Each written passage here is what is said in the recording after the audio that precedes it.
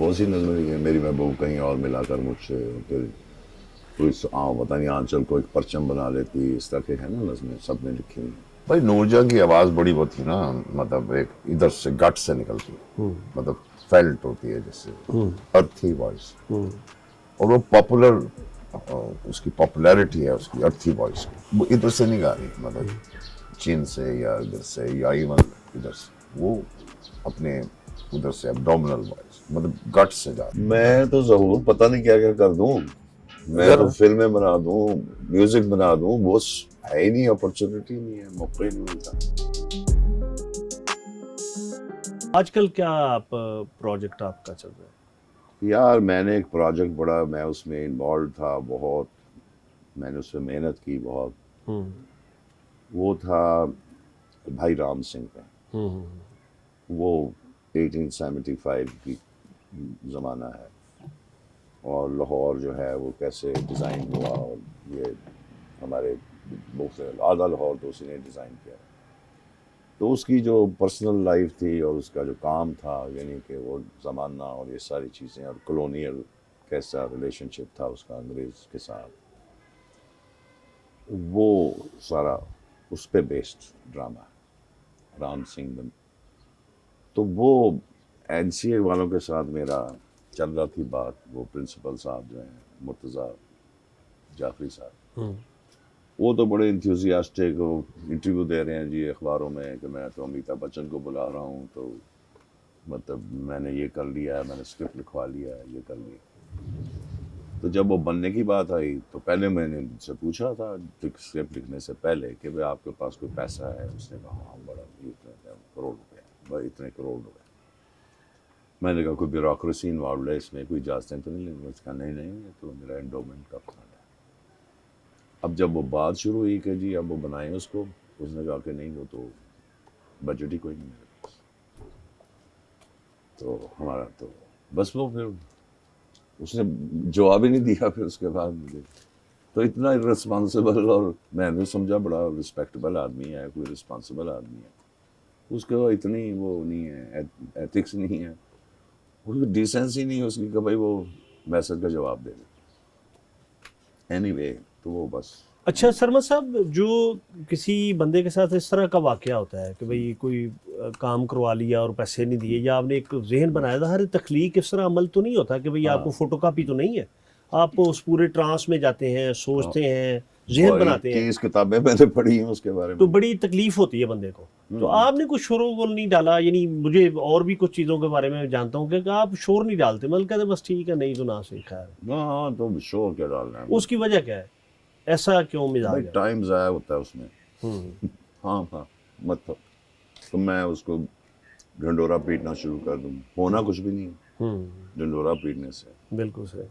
زیادہ سے زیادہ وہ تھوڑا سا ایکسپوز ہوئے گا بندہ کہ بھائی یہ پرنسپل صاحب یہ ہیں, اپنے جو بھی ہیں, تو وہ اپنی جسٹیفیکیشن دے دے گا کہ جی یہ تھا, وہ تھا, فلاں تھا.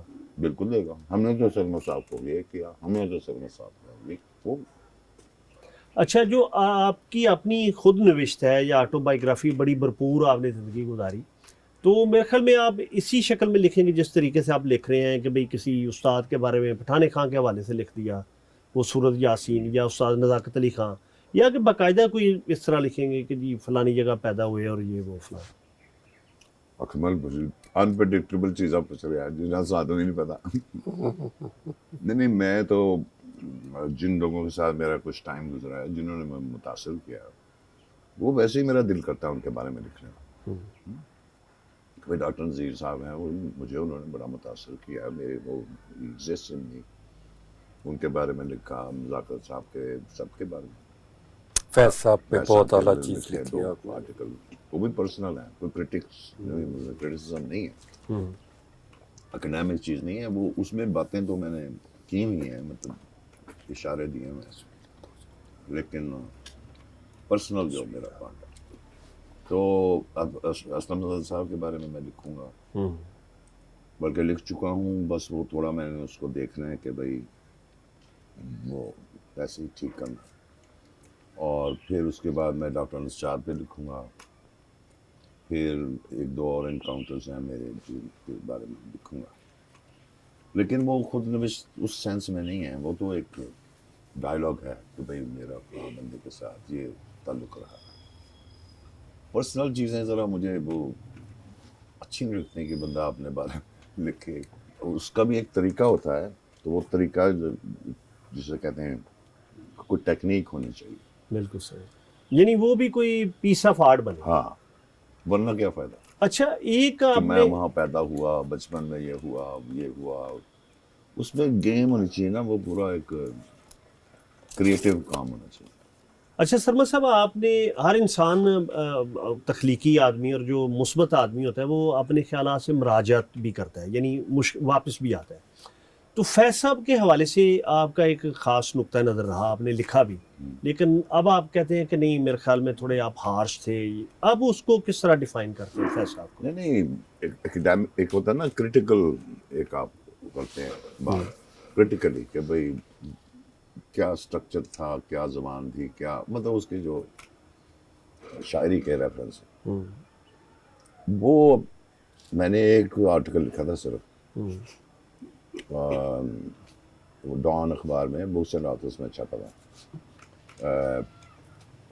کیا تھا؟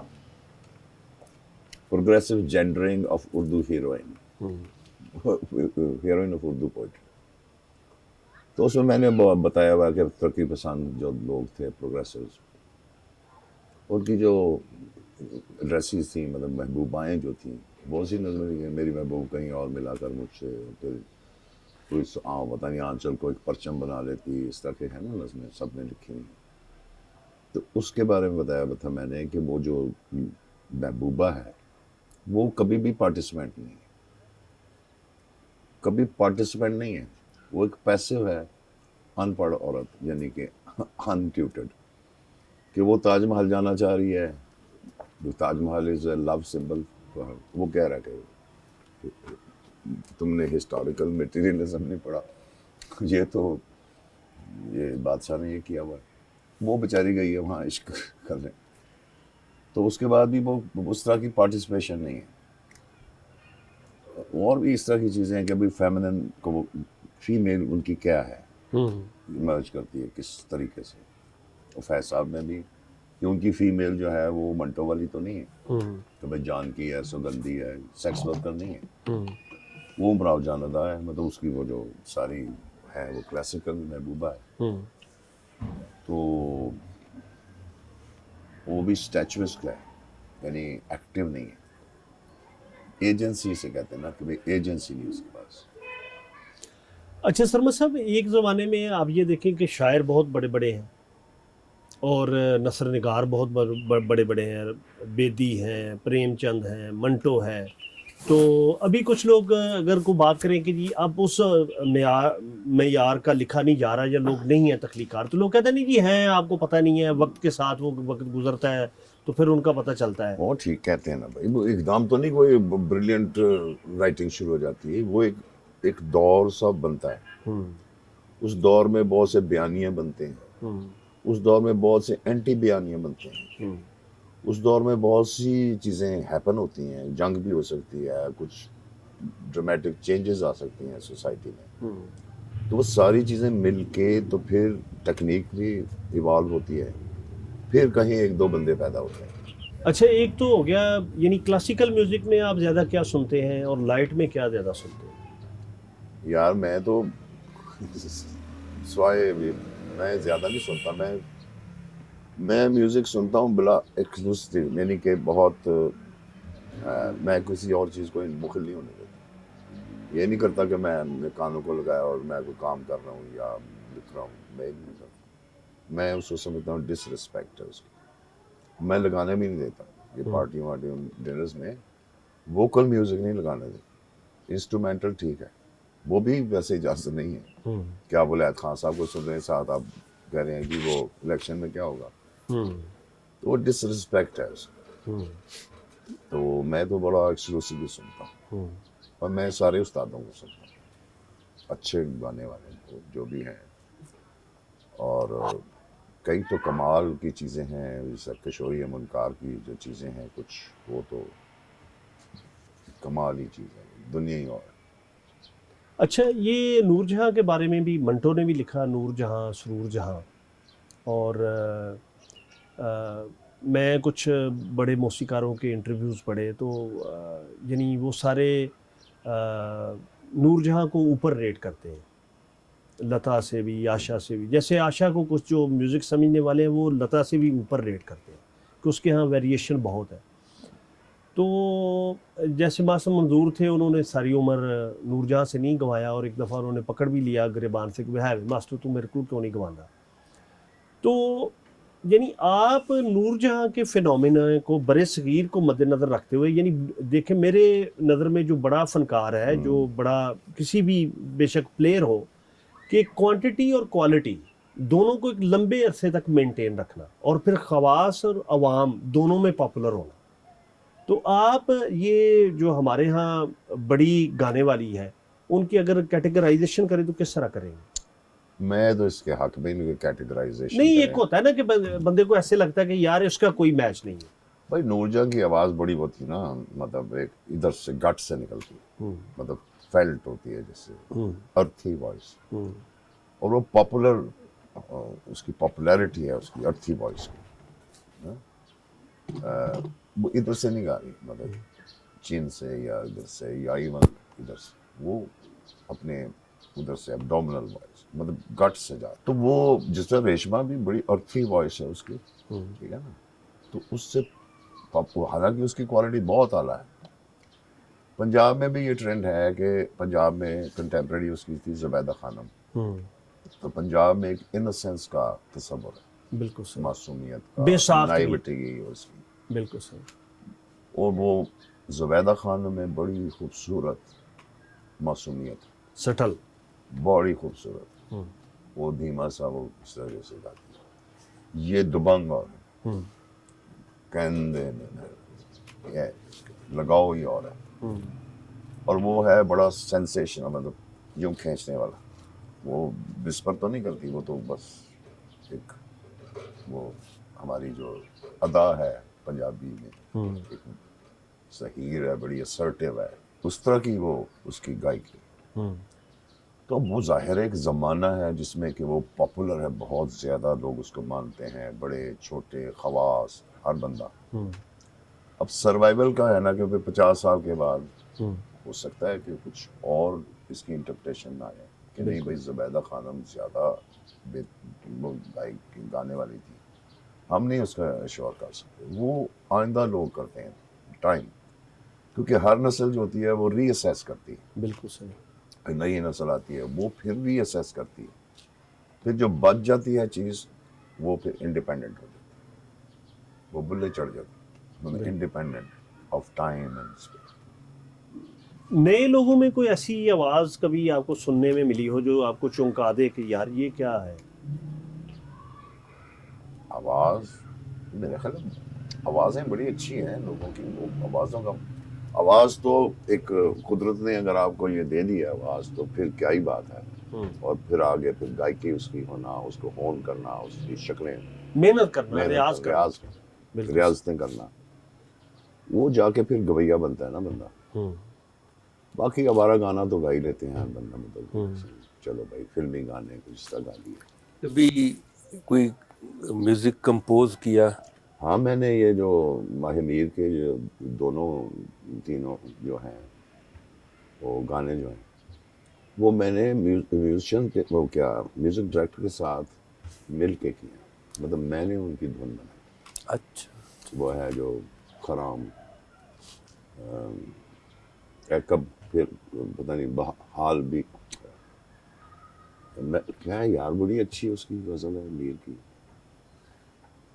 اس کا خرام، اس کا خرام دیکھ کے جایا نہ جائے گا، اے کب پھر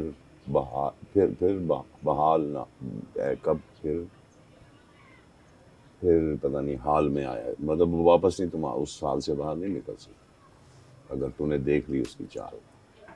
تو وہ اس کی کمپوزیشن ہے. پھر ہے کہ وہ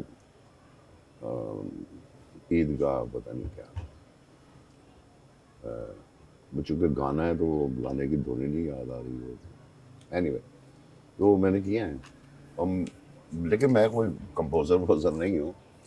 میرا اس میں مسئلہ یہ تھا کہ ایک ہوتی ہیں مجرانگ غزلیں ہوتی ہیں اور ایک غزلیں جو کہ ہماری اس سے دربار سے آ رہی ہیں کہ رکھ رکھاؤ الفاظ پہ بڑا صحیح وہ ہوتا ہے, ایک قسم ریسیٹیشن سی ہوتی ہے جس طرح مہدی حسن صاحب نے گائی ہے, تو مجھے وہ نہیں چاہیے تھی. ایک تو وہ بہت ریپیٹڈ ہے, دوسرا یہ تھا کہ وہ طوائف گا رہی تھی اور طوائف جو ہے وہ اس طرح کی گائکی ذرا ان کی اپنی گائکی ہے جس میں ایک ٹھمری کا انداز, مجرے میں ٹھمری کا انداز, تو وہ مجھے چاہیے. اس لیے میں نے خود اس کو پھر مطلب اس کو سمجھایا بھی اور کچھ بتایا بھی, یہ راگ ہے اس کو اس سے مکس کرو, اس کو اس سے مکس کرو, اس طرح. تو 3-4 راگوں سے میں نے وہ بنا کے ایک مین راگ رکھ کے تو وہ بنایا. اور اس کو ویسے انڈیا سے بیسٹ میوزک کا دادا پال کے ایوارڈ ملا ماہر. اوکے, انڈیا والے کہاں میوزک کو مانتے ہیں, بٹ اینی وے. نہیں آپ کو نہیں لگتا کہ آپ کو کچھ اور کمپوزیشنز بنانی چاہیے؟ میں تو ظہور پتہ نہیں کیا کیا کر دوں, میں تو فلمیں بنا دوں, میوزک بنا دوں, وہ ہے ہی نہیں, اپرچونیٹی نہیں ہے, موقع ہی نہیں ملتا. میرا مطلب کہ وہ ہے نہیں ہے نا, سورس وہ نہیں ہے. انڈیا میں نہیں کبھی کوشش کی آپ نے جا کے کام کرنے کی؟ وہ ایک ہم نے فلم میں نے لکھی تھی خسرو, تو اس میں یہی تھا کہ ہم انڈیا سے مل کے کچھ بنائیں گے, لیکن وہ کچھ تعلقات ایسے ہی بن گئے تھے بس. نہیں آپ تو امریکہ میں ہوتے ہیں نا, تو آپ ڈائریکٹ بھی جا سکتے ہیں. میں جا تو سکتا ہوں لیکن پوزیشن ہوتی ہے نا, if you are a Pakistani تو وہ پھر آپ. اچھا سرمد صاحب, وہ خالد باس ڈار صاحب کے ساتھ چونکہ بہت کام کیا, یعنی میرے لیے یہ بڑی عزت کا باعث ہے کہ میرے آرٹسٹ رہے اور دوستی بھی رہی, گھر بھی آنا جانا. تو وہ کہا کرتے ہیں کہ شوکت علی وہ جی سی کے میناروں پہ چڑھ کے گایا کرتے تھے اور وہ یہ خود بھی شرارتیں کیا کرتے. وہ کچھ یاد ہے آپ کو اس زمانے کا؟ نہیں, وہ شوکت علی تو گاتا تھا, تو پہلے تو اس نے مجھ سے پہلی ملاقات ہوئی تو وہ مجھے دکھاتے ہیں نا کہ ہم کیا گانے لگے ہیں, تو وہ ڈائری اس نے مجھے دی, تو وہ ڈائری میں دیکھتا رہا. وہ ٹی وی کی بات, ٹی وی کی بات, تو وہ ساری کتاب وہ ڈائری میں دیکھ کے نا, تو وہ ٹوکری پڑی ہوئی تھی نا, ویسٹ پیپر ویسٹ باسکٹ, تو میں نے اس طرح کر کے نا, تو میں نے اس طرح پھینک دی, تو وہ بھاگا سارا کی کتاب.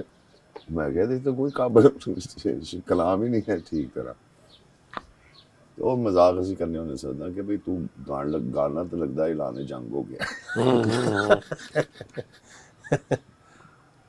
بڑا پیارا آدمی سے, لیکن وہ میاں صاحب کا کلام اس نے بڑا امر کر دیا. بڑا اس کی اپنی اسپیشل وائس تھی, اسپیشل چیز تھی اس کے پاس, بہت اچھی ہوا تھا. ڈار صاحب آپ سے سینئر تھے خالد باس ڈار؟ وہ مجھ سے سینئر اس لیے تھا کہ فیل ہوتا رہتا تھا. اچھا اچھا اچھا, ویسے سینئر نہیں تھا. بالکل صحیح. لیکن جیسے آپ اس زمانے میں نظم کے اعتبار سے اسی, یا شاعری کے اعتبار سے, یا لکھنے کے حوالے سے آپ کا اسی زمانے میں نام ہو گیا تھا, تو یہ خالد باس ڈار بھی اپنے زمانے طالب علمی میں بڑے معروف تھے. ہاں, بڑی اچھا اس کا ہوتی تھی پریزنس, جوک شوک سنانا, یہ کرنا. خاص طور پہ یہ جب ٹی وی شروع ہوا تو اس سے پہلے بہت زیادہ یہ 1 مین شو کیا کرتا تھا نا, اور اس کی نقل کیا کرتا تھا وہ نظام الدین جو ریڈیو کردار تھے سونی کے, تو وہ کیا کرتا تھا, ان کی بڑی اچھی ڈائلاگ. سرمد صاحب آدھے نے میلہ بھریا ہی چھڑنا چنگا ہوں, تو ہوں جو کہ پالا بھی ہونا شروع ہو گیا, سورج ڈوب رہے. تو میں نے بھی غنودگی ہو رہی